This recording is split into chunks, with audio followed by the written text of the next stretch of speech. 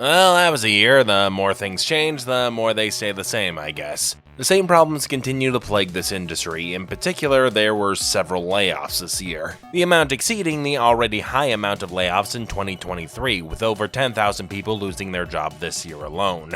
With 1,900 people laid off between Activision and Xbox alone, with the majority coming from Activision. Yeah, what a great merger. The layoffs continue to force out unimaginable amounts of talent, all while executives rake in an exorbitant amount of money while presiding over these trash fires. They are not the ones who ultimately face the consequences of these choices. It is always the worker at the bottom. In this year's GDC survey, 11% of developers surveyed said they were laid off in the past year, with 41% of developers being impacted in some way by the layoffs. Up from the previous year, which had 7% of respondents being laid off and 35% affected in some way. For a variety of reasons, there is less money in the game industry, including stuff I covered in my last video. Most obviously, there's the end of the COVID boom, with the interest in gaming dropping as people started going outside again. Inflation caused and rising interest makes producing them more expensive, and more conservative investors make getting funding harder. Game players are also focusing more on tentpole games, a single game they spend all their time and money in. In the GDC survey, developers also blame mismanagement and unrealistic expectations for the financial turbulence.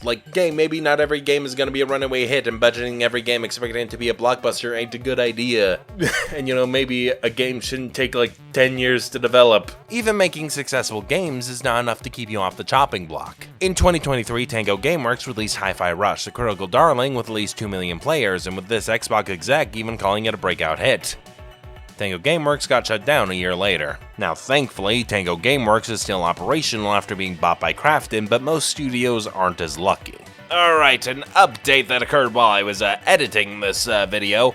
So the NetEase, the developer of Marvel Rivals, also laid off a bunch of their staff, including a bunch of people working on Marvel Rivals, despite the game, going gangbusters. So another example of how even a game being very successful is not enough to keep people employed. It is a tumultuous time for the gaming industry, and as always, the brunt is felt by the worker. The companies need to save money, but will never take a cut to the 10 to 11 figure executive salaries. While there are business reasons for these layoffs, it's always the workers who bear the cost of these realities. Rich executives may express sadness over these layoffs, but they will never have to worry about how to pay their bills or feed their families like the workers who are actually laid off. Once again, support stronger labor laws and unions. But hey, it's not all bad. Unions in this industry are on the rise and have been for the past couple years. While unions can't wholesale stop layoffs, they can make them a hell of a lot less painful and potentially reduce how many people are laid off. Also in game preservation news, the Video Game History Foundation launched a digital library of game magazines, and I think that's neat. Anyway, with that all out of the way, here are 6 games I liked from this year. Astro Bot. Now time for my basic bitch choice of the year. Astro Bot is a series that exists mainly to shill PlayStation products, starting with the Playroom, a free game meant to show off the PS4 camera. Then there was the Playroom VR, which did the same thing but with VR. The bots in these games got spun out to Astro Bot Rescue Mission, a VR platformer where you need to rescue a bunch of bots. A thoroughly charming outing that formed the basis of the next 2 games, Astro Bot's Playroom and Astro Bot No Subtitle. Astro Bot's Playroom basically being the PS5 equivalent of Wii Sports, a free game for the PS5 that uses every feature of the controller in a creative way while just sucking off the PS5's metaphorical dick. It's got an SSD, isn't that cool? So, like how Wii Sports shows off the Wii Remote, this does that with the PS5 console that you paid $600 for if you want a disk drive that doesn't break when the internet's down. Astro Bot No Subtitles had ethos expanded on, turned from a short VR adventure or a brief tech demo into a full-fledged platformer akin to something like Super Mario Galaxy. From the space theme to the bots being kinda like stars, and hey, they both even have comments as special levels. It also shares a similar design ethos centered primarily around iteration. The game starts off as a very basic platformer, introducing any new ideas gradually and expanding on plenty of those ideas through other levels and bosses, before eventually culminating in challenge stages that use the previously introduced ideas in a much more demanding way. Not every idea is iterated in this way, mind you, like the shrinking mechanic is only in one stage, and that's honestly a shame. That's not the only way the game feels very Nintendo. It also has a cartoony aesthetic and the same obsessive nostalgia. Like, how many times have you seen these sprites of Donkey Kong and Mario? Smash Bros. Isn't just a good fighting game, it bills itself as a celebration of Nintendo history, from the well-known to the obscure. PlayStation clearly wants some of that nostalgia-bait action, and seeing as, well, their Smash like already crashed and burned, a platformer is how they gotta cultivate it. I feel like I should be annoyed at how Astro Bot feels like a walking advertisement. Look at all these cool characters across our history! Games available now in the PlayStation Store. Remember Knack? Despite myself, I did end up being charmed by this game, partially because the platformer base is very, very solid, the movement's satisfying, the levels are varied with unique ideas, the aesthetic is appealing, but I also found the PlayStation bots to be appealing on their own a lot of the time. Like Bloodborne guy parries you. It also helps that the picks do feel like an attempt to celebrate history to a certain, admittedly brand-centered degree. I mean, there's a lot of popular IP and plenty of obvious picks like The Last of Us, Metal Gear, Ratchet & Rivet, God of War, Horizon, Uncharted, but also had like the avatars from SingStar, the guy from Buzz, Tony Hawk, the guy from The Incredible Chris, Octodad, Mr. Mosquito for some reason. In particular, I appreciated the bunny mech from Jumping Flash. Like, it's not a particularly relevant IP in the modern age, but it was one of the first 3D platformers released a full year before Super Mario 64. I mean, yeah, obviously it's no Digital Eclipse game, but I've seen worse attempts at this historical brand synergy. That being said, I can definitely see someone being annoyed by the constant brand marketing here. Hot take, but that Kotaku article is fine. Overall, it's a very good 3D platformer whose constant affirmation of brand identity felt more like Smash to me than, say, Funko the video game. Hades 2. Okay, this game violates two of the loose rules I have for this list. I typically have games I have finished completely and have been fully released on this list, with the 1.0 launch being when I consider the game to be released by the time frame of the video. I am breaking these loose and not all official rules because, quite simply, I wanted to talk about Hades. Hades is a game that is like made in a lab to appeal to me. The roguelike structure is very appealing in general. It's fun to go through the gauntlet and get a little bit better each time, both by getting upgrades between runs and by just getting better at the game in general. But even more importantly, it is very, very well written, filled to the brim with witty banter between these very attractive characters in this charmingly dysfunctional family. From a drunkard to a recluse to a cold and overbearing mother to someone who is just way too eager to tell you how attractive he thinks your adopted mother is. Artemis was my favorite, by the way, my favorite interpretation of this figure hands down. I have been a big fan of Greek mythology since childhood, and I love how these games handle that mythology, using the figures in ways that draw heavily from their mythical counterparts while still portraying them in novel and creative ways. Like, yeah, it makes a lot of sense for the sirens to be in a band or Circe to be a furry. The game also knows when to tweak things to be a bit more palatable. As an example from the first game, let's just say Callisto doesn't turn into a bear by choice in her myth. I also appreciate how it showcases Greek gods beyond the Olympians, like Nyx, the goddess of the night, or Chaos, who brought forth the universe, or in this game we have Nemesis, the goddess of retribution, or Hecate, the goddess of, like, magic and stuff. Hades 2 is basically more of what made Hades 1 work, with the same wonderful character writing, the same gorgeous, thoughtful artwork, and it also has a woman whose appeal is in how she could tear you apart with her bare hands. In the original game, you are fighting to escape the underworld. Now you are fighting the Titan Kronos, who waged war against the Olympians and kidnapped your family. The game conflating the time god with the old Titan overthrown by the Olympians, which the original myths do sometimes as well, apparently. It plays very similarly to the last game, where you go from room to room killing enemies and collecting wards to help you progress, with like boons from other gods being particularly helpful. Hades 2 does play differently than the first one, mainly with the cast, where the original it's a projectile, now it's an area of effect attack that slows down enemies, and you can upgrade with different effects. Like, the same basic gameplay loop is there, but it's got its own spin on it that makes it feel fresh. Also, it's got two areas for you to conquer instead of just one. I love the roguelike loop. I loved ending a run seeing how I've made progress with the upgrades. I love getting boons with good synergy. I love interacting with the characters. I love how the mythology was interpreted. I love Selene and the whole Silver Sister thing. I love the sirens being in the band. I love Dora the Ghost Girl. I love Arachne being this adorable little spider. I love Kronos being the main baddie. Look, if you like mythology or like roguelike games, give this game a go. It is well worth your time. Now, who is this? What sort of nymph do we have here? Not from the waters nor the woods, but wait. Those eyes. Zach, man, is that you? You've changed. I like it. UFO 50. Another game I haven't quite finished yet, but I do have to talk about UFO 50. I mean, I've spent plenty of time with it. Made by the Spelunky devs, UFO 50 is a collection of 50 retro-style games, presented as a product of a fictional company, a clear riff on Atari 50. There is a good variety of games here, from action games to exploration games to puzzle games to competitive games to a horror-themed point-and-click adventure. To name some of the particular games I really liked Camouflage, where you are a chameleon trying to avoid predators while collecting collectibles and getting to the end of the stage. I also like Velgas, where you jump up, the type of game where you're propelled by the need to beat your own score more than anything else. Warp Tank was also very good. You play as a tank that can warp from one wall to another, and you can also change orientation on a sloped surface. You navigate through the levels, having to figure out how exactly you can even just get through the level, let alone without dying. I have also spent an embarrassing amount of time playing Party House, honestly. UFO 50 is full of these types of games, with enough variety that if one game isn't really your cup of tea, you can take a break from that game, and there's still plenty else to choose from, each clever and unique in their own right. So if you like retro-style games and want a bunch of unique ideas explored in a bunch of short games, I'd check it out.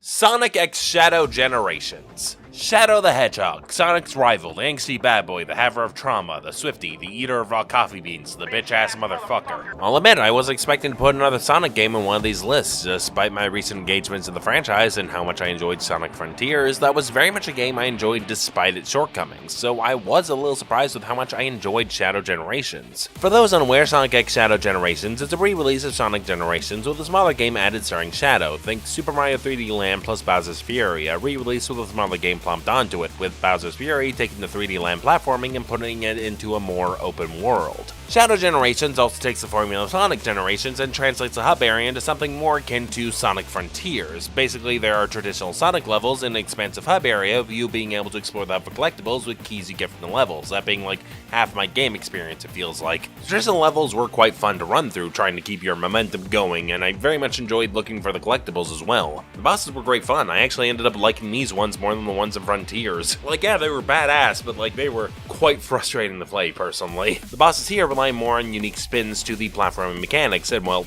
I like the platforming here, so, you know, it works. Also, Mephiles' boss fight has him fighting to exist because he was erased from the timeline in Sonic 06, and that is cool in my opinion. Like the original Sonic Generations, this game is very much a navel-gazing look through Shadow's history in the same way the original looked through Sonic's history. You are in some sort of time bubble, and now Shadow has to relive his trauma. The game doesn't shy away from the bad games either, which I do appreciate. I mean, the game pulls heavily from Shadow the Hedgehog, for example, and I appreciate it if just because there are good things from those games that are worth remembering. All Hail Shadow is a classic song, and Sonic 06 is one of my favorite game soundtracks of all time, and honestly, I always liked how the Sonic 06 War Temple things looked. It's a nice aesthetic. I have also rather come to enjoy Shadow as a character, the walking cliche that he is. The angsty, angry bad boy with a soft spot for a girl is gonna end up fridged for his tragic backstory. It's almost endearing how tropey Shadow is. I mean, Sonic as a franchise is always a force of creative id whose flaws are almost as endearing as its strengths. Then yeah, the story is basic and pretty cliche, but I'd be lying if I said I wasn't engaged. Marie and Shadow do have some endearing moments. This part of the two is really cute, by the way, and I like the detail that Maria designed Shadow's shoes. What can I say? I wasn't expecting much, and what little was there was indeed charming. But that's honestly a bonus. What really holds Shadow's thing together is some of the best platforming Sonic has ever had, from the open exploration to the more structured levels. It's like a smaller, less janky Frontiers, and I quite enjoyed myself. Also, while we're here, the third Sonic movie was very good, and I thoroughly enjoyed Scrapnik Island, and I guess that's this year's Sonic update. Shadow, you're an asshole, man. You are what you eat, Sonic. Mouthwashing. Given that this game takes a couple breezy hours to beat, I can't really talk about this game without spoiling at least a tiny bit. While I will try to stay as spoiler-free as possible, please go to this timecode if you want to avoid any spoilers whatsoever. Also, this game deals with abuse, both explicitly and implicitly, so do keep that in mind. Mouthwashing is the second horror game by Wrong Organ. It follows how Fish is made, a game you may have heard about from the Jacob Geller video. A bizarre trek through vast metal corridors, talking to various fish, each with their own opinion about the choice at the end of all this. Up or down? Each fish has their own opinion, but does this choice even matter? There was also a bonus level teasing Mouthwashing would make a flesh Katamari. It is a weird and off-putting game that more than earns its tryptophobia warning. Mouthwashing, by contrast, is far easier to parse. It's a psychological horror game surrounding the crew of a space freighter run by a comically exploitative company. Like Alien, but instead of a big spooky alien, the main horror is in being trapped, be it in a dead-end job, or on a crashed ship, or even in your own body. The game starts with the captain of a space freighter crashing the ship into an asteroid for unknown reasons. You jump backwards and forwards through time between the former Captain Curly and Jimmy, the man who's declared himself captain after Curly got deep fried in the crash. The story is told through little vignettes of life before the crash and the deteriorating conditions after the crash. There are even small moments of warmth and levity amidst it all that really contrast with the rest of the game quite effectively. You see what these people look like before the hope is stamped out of them, and you see how the issues that already existed are further exaggerated exacerbated by the dire situation. It is one of the most effective horror games I have played in a while, not just with the tense sequences and creepy horses. There's this looming horror as you begin piecing things together. You see what's coming, and you slowly realize what has been happening on the ship and why the crash occurred. The worst of it is kept implicit, and the dread you feel as you piece things together is palpable. That's about all I can really say without spoilers. Mouthwashing is hands down one of the best horror games I've ever played. Very well written, a great slow build-up of horror, great characters. Play it. Arzette and the Jewel of Faramore. The basic premise for this game is, what if the Zelda CDI games were good? Okay, some history for those who don't know. In the 1990s, Nintendo planned to make a CD-ROM add-on for the SNES. So originally, this add-on was going to be co-developed with Sony and called the PlayStation. This partnership fell apart, with Nintendo announcing they were partnering with Philips instead, the day after Sony originally announced their partnership with Nintendo. Sony, pissed off by the betrayal, went on to make their own PlayStation. The SNES disc drive never ended up materializing, but as a part of this agreement, Nintendo licensed their property to Philips, resulting in Hotel Mario and the Zelda CDI trilogy. This was an era where CD-ROMs were becoming standard and full motion video, or FMVs, were the hot new thing. Yeah, imagine that, an interactive movie. No! The wall crash! Although the Nintendo CDI games were perhaps not the most stunning usage of FMV technology. Spaghetti! The animation is both ugly and hypnotic, being overly acted and overly fluid, gliding away and towards the camera with no sense of space or scale, while the background doesn't move an inch, with characters barely seem to have a model to stay on, with a plethora of goofy expressions. All this combined with frenetic pacing, making cutscenes their equal measures ugly, mesmerizing, and funny, with every new cutscene having another memorable moment. I wonder what's for dinner.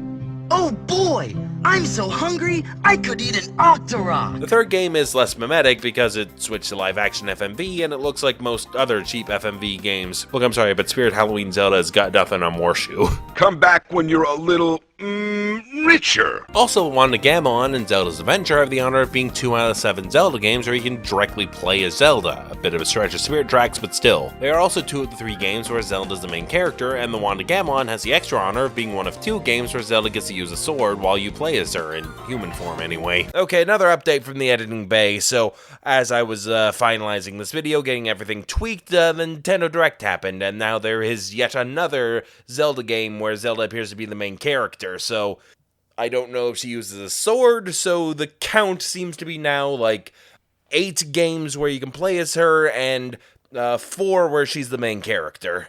So, neat.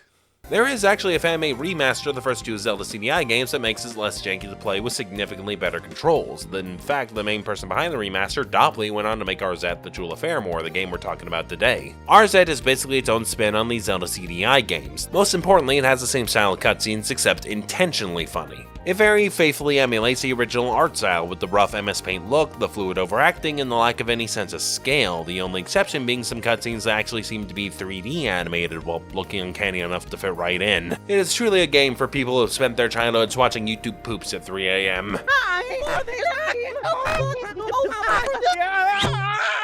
The basic loop of the game is that you go through the levels over and over, collecting items like candles to unlock bosses, beacons to unlock new stages, or various power-ups so that you kill enemies easier or unblock paths. You do that until you get to the end. My only complaint is that it can get frustrating when you hit a brick wall. There was a point where I had no idea where the next power-up I needed was, and I just scoured the levels over and over until I finally found what I needed and continued on. Otherwise though, I did enjoy this loop. It's fun finding something and being like, oh, this is what that character needed and whatnot. And yes, I seeing these funny cutscenes and these interesting characters in a game that's actually fun to play, you know? So yeah, it's Zelda CDI, but good.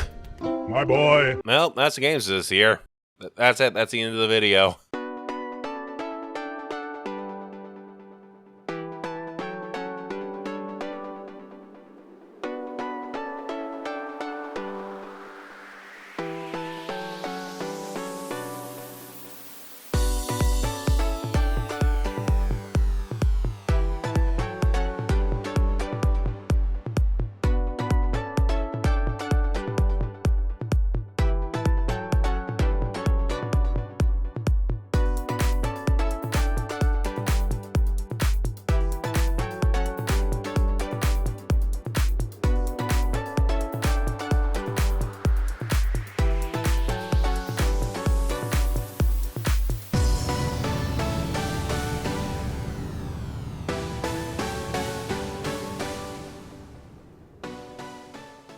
Alright, post-credit things where I briefly mentioned, like, a game or two that I enjoyed but didn't have much to say on. I played a lot of Balatro, I enjoyed it, I don't really have anything insightful to say about it. Cards. Also, the remaster of Ace Attorney Investigations came out and is really good. The Ace Attorney remasters have all been phenomenal. I'm glad Investigations 2 is finally getting localized because it's one of the best Ace Attorney games ever made.